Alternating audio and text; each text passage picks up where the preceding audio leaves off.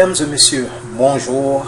Comme promis dans la précédente vidéo, je vais vous expliquer dans la présente vidéo qu'est-ce qui permet à la société civile de gérer définitivement le pouvoir dans un pays souverain, bien sûr.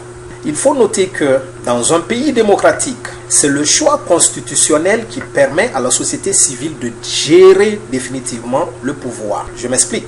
Dans un pays qui a choisi constitutionnellement le régime parlementaire, le pouvoir est dirigé de la manière suivante. Le gouvernement qui incarne le pouvoir exécutif peut être renversé par le Parlement devant lequel il est politiquement responsable. Et les membres du gouvernement ne sont pas élus, mais ils sont issus de la majorité parlementaire à laquelle ils doivent leur pouvoir.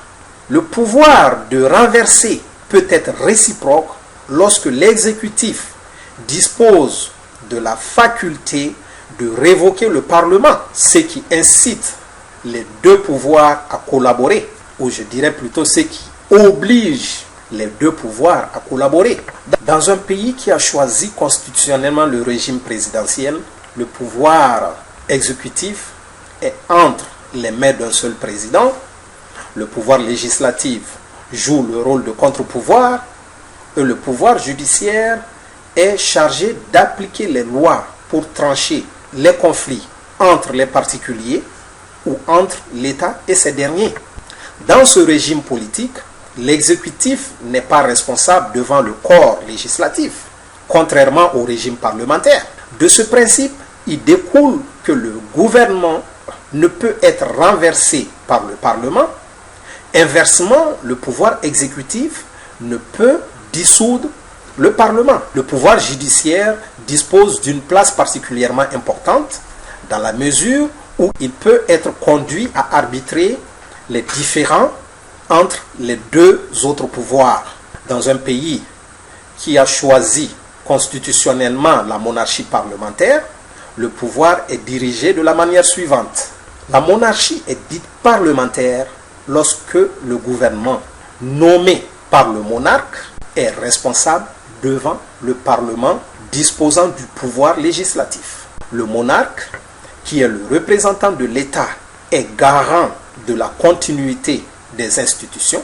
Le chef d'État a une fonction représentative ou symbolique et joue un rôle d'arbitre. Nous nous arrêtons ici aujourd'hui pour continuer, s'il plaît à Dieu, dans la prochaine vidéo intitulée « La place de l'impôt dans un État moderne ». Je vous remercie.